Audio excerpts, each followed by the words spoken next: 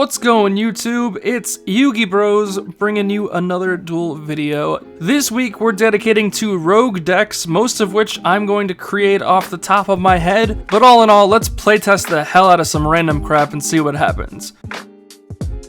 Alright.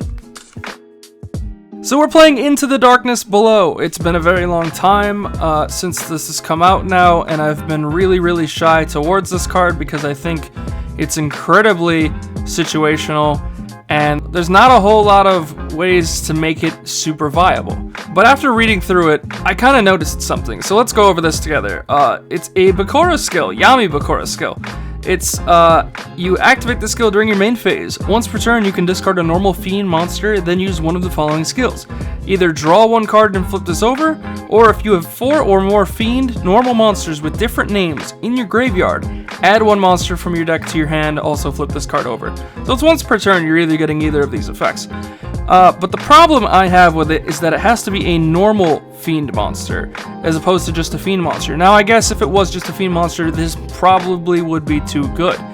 But my big gripe is that this skill has to say different names. If it didn't say different names, I could come up with something where you'd play like Gilgarth and maybe Whiptail Crow, and that's it, because those are the two strongest ones. Or maybe the Earthbound thing, the spirit with the 2000 defense, the Fiend monster.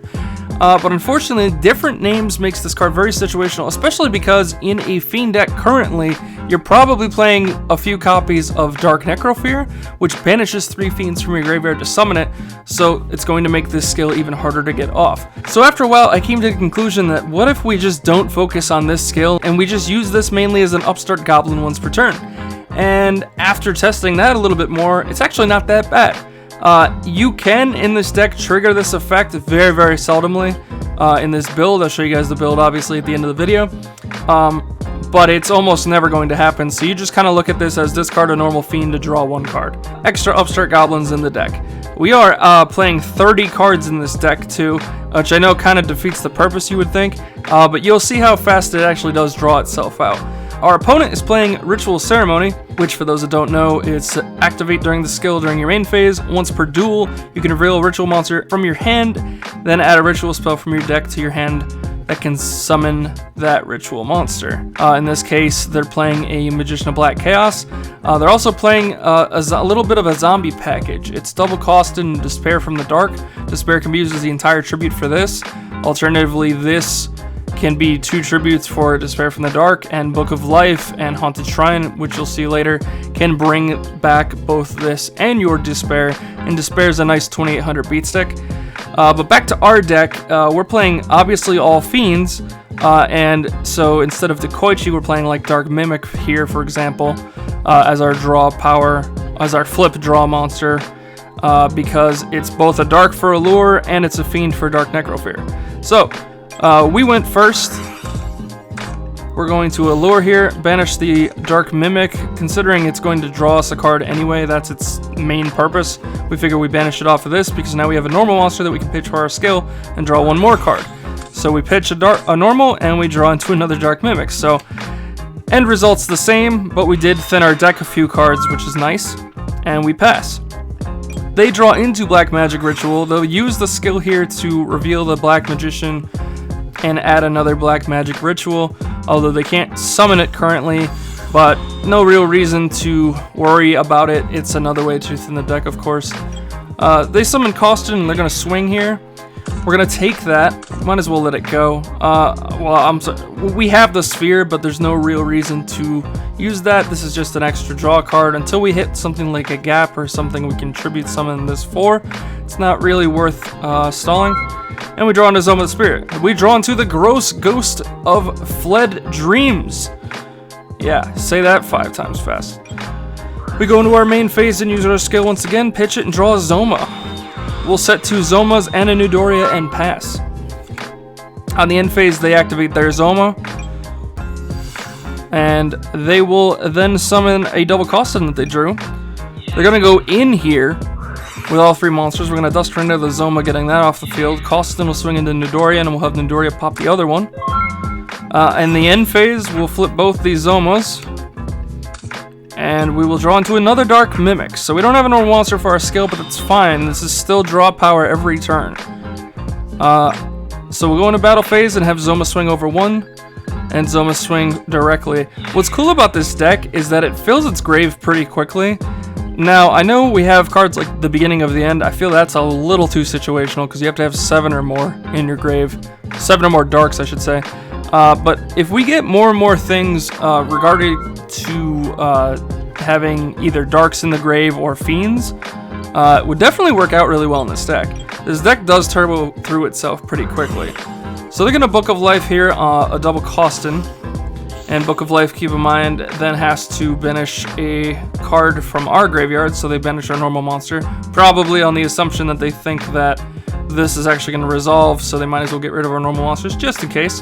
Makes sense. They're going to activate the second Book of Life, bringing back another Costin and banishing our other normal monster, being Gilgarth. So this is the only problem with this Magician deck. These two by themselves can't out these Zomas. They can only swing into this defense, but if they go ahead and Black Illusion Ritual both of these for this, as soon as Zoma crashes into this, they'll take 28 and die. So they know that, so they're going to set a ritual spell as a bluff and just swing in with Costin. And it makes sense that they summon the other one because the other one's going to have to wall the second Zoma. But unfortunately at this point we're so far ahead of them. Also, by the way, and I think this deck's 25 cards, ours is 30. As you can see here, we now have the same amount of cards in our deck, so you can see how fast this deck can draw extra cards compared and, you know, get to where it needs to be. We draw into Dust Tornado, we set Zoma into Dust Tornado, and we have both our Zomas swing over their Costins for 100 each. So we're looking pretty good. They draw into Senju. At this point, I think they're kind of on desperate terms, so they'll go ahead and flip their spell. So they'll activate their Black Illusion Ritual, sending Magician to summon Magician in defense mode, which is a good way to play around these Zomas. Unfortunately, the Senju's left in attack mode, but there's nothing they can really do about that. We're going to go straight into battle phase here. We didn't activate the last Zoma at the end of their last turn because we wanted to keep a zone open in case we drew something we needed. So we're going to have Zoma swing in over Senju for 4 and pass. We can't currently out this. Oh, well, it's stuck in defense mode. We're going to draw into Zoma and pass. We draw into an Allure. At this point, we have 2 darks in our hand, might as well use it.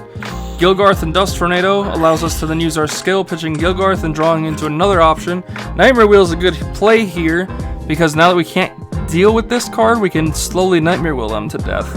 We're going to Dust Tornado, YOLOing one of their 2 back row, because we want to set both of these. And unfortunately, we hit their bluff. But we don't mind. We'll put one Zoma in defense mode to try to bait them into attacking it with something, probably a 1400 monster. On their end phase, they're going to Zoma. They draw into a Sonic Bird. They'll normal summon the Sonic Bird. They'll have Zoma crash Zoma, but we'll Dust Tornado to prevent that. Then they'll have this Sonic Bird swing into Zoma, and like I said, we'll let that go. They took our bait, so that puts them at 100. Now it makes Nightmare Wheel lethal. So, on end phase, we'll flip Zoma, and then... Okay, super sorry about that. Obviously, we flipped the Nightmare Wheel in their standby phase. They took 500 and lost. We also flipped Zoma just cause. Alright, going into Game 2. Game 2, they open Haunted Shrine. For the people that don't know, if you control no monsters, you can target a zombie in your grave and special summon it. If you control no monsters, you can banish this card from your graveyard, then target a zombie monster in your graveyard and special summon it, but its effect's negated. You only get one of those 2 effects per turn, but it's a really cool card to have, especially in something with zombies. We opened relatively the same. You guys have seen all these cards already. We're going to start off with a Lure, banishing a Mimic, setting a Zoma, a Dust, and a Nightmare Wheel and passing. They then draw into a Dust. They'll have Senju search Magician of Black Chaos. Then they'll get Black Magic Ritual with the skill. And set the same 3 cards we did. Interesting. Except they also have a Senju. So they'll go into battle and swing. We'll flip Nightmare Wheel on that. We go into our draw phase. They're going to Dust Tornado our Nightmare Wheel on the draw phase, so we don't get to burn them. We'll set Dust and Nudoria and pass. End phase, they flip a Zoma. They draw into Book of Life. They flip Zoma to attack mode. They activate Black Magic Ritual, sending Zoma and Senju Zoma counts as level 4 monster while on the field. This seems a little risky to me, but I do understand the longevity of it. However, unfortunately, our face down is Nidoriya, so we're going to cleanly let that go and get rid of their ritual monster. On the end phase, we flip Dust Tornado, getting rid of the last back row, and then allowing us to flip Zoma without dealing with a face down Dust Tornado. We draw into Dark Necrofear, but we don't have the Fiends for it. Go figure, last game would have been perfect for it. So we'll just put Zoma in attack and swing for 18. They draw into Offerings to the Doomed. They'll set that in pass. On the end phase, we'll Dust Tornado it. We draw into a lure, we might as well use it. Drawing 2, banishing our Dark Necrofear, which we have no use for. We'll set Offerings and Zoma, the 2 cards we drew, and swing in for another 18. We'll end our turn. They draw into double Costin. They'll set Costin, set Book of Life as a bluff, and Haunted Shrine. End phase, we flip our Zoma, and we draw into Gilgarth. Finally get to use our skill, but instead we summon it to the field because we want to go for lethal. They only have 400 left points left. We want any of these attacks to be game, and we have an Offerings just in case. So we're going to try this out. We're going to have Zoma swing into their defense. It's Costin. We're going to have this Zoma try to swing for game. They're going to Haunted Shrine the Costin back, and our Zoma will kill it. And then Gilgarth will try to swing in for game, and that is game because, like I said, Haunted Shrine can only use one of those 2 effects. But even if they could have used both effects and brought back the Costin for a 3rd time, we unfortunately had the Offerings, so it didn't actually make a difference. So a quick 2-0 from us. So this deck probably needs a little bit of work, but the concept is definitely there. We played 2 Magician of Black Chaos, 3 Despair from the Dark, 3 Double Costin, 2 Sonic Bird, 3 Senju, 2 Black Magic Ritual, triple Book of Life, 1 Haunted Shrine, 3 Zoma, and 3 Nightmare Wheel. Looking forward, I might cut these down a little bit. I know they're the traps everyone's playing right now. We definitely would cut a Book of Life going forward. We don't need 3 in the main deck, but it is really good to have when you drop this, when you open these early game with this. We play the 1 less Sonic Bird because we're playing Ritual Ceremony as our skill. And we play this to max out on it to see it. We don't want to tribute these if we don't have to. We want to tribute Despair for this thing to summon. The side deck, we have 1 Santa Claus to out any problematic card we can't deal with, and then run it over with one of these 2 cards. 2 Offerings, just as a standard thing, and 3 Dust Tornado. Deck could use work for sure. Like I said, concept is there.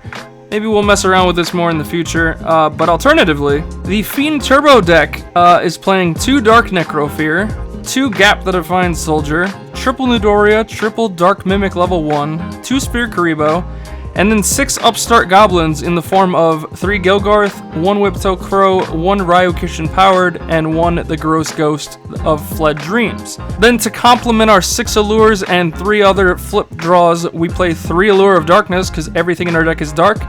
And then for the traps, it's the triple Zoma, triple Nightmare Wheel, triple Dust Tornado package.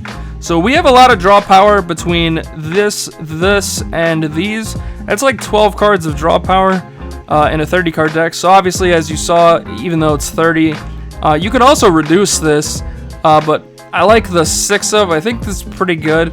Like I said, if the skill didn't say different names, I would just play 3 of this as opposed to 1, 1, and 1, because he's the second strongest normal Fiend monster we have next to Gilgarth. But unfortunately, because it has to be different names, if you do want to trigger that skill, I feel like this is the way to go. Alternatively, you can play the Earthbound Spirit, which has 500 attack but 2,000 defense if you want to wall more. However, I don't like that he's not dark, and I wanted every card to work with Allure of Darkness in the deck, so we didn't play Earthbound Spirit. The side deck, we have 1 Lava Golem. It's also a Fiend, but also late game, if our skill does work, we can search this from our deck, which is pretty strong. We play 2 Old Vindictive, which I understand is not a Fiend, however it is a dark for Allure, but what I like about this card is that this deck can sit on defenses for a while, and then kind of go off the following turn. So if this survives, or they attack into it, it's extra destruction on top of Nidoriya. It actually goes the distance. Maybe in the future, if I play this or side this in, I side like another Gap. I didn't get that far. We were playing generically 1 Twister, but this could easily swap out for a 3rd Gap or a Dark Ruler Hades if necessary. And then 2 Offerings to the Doomed I feel is just standard as well. But guys, what'd you think about this video? Do you like, love, or hate that we're trying out rogue decks for this week? I figure it's a nice change, especially from doing Moth 2 weeks previous. Comment, like, and subscribe. As always, click that notification bell to get all of our latest updates, and I will see you guys in the next video. Yugi Bros out.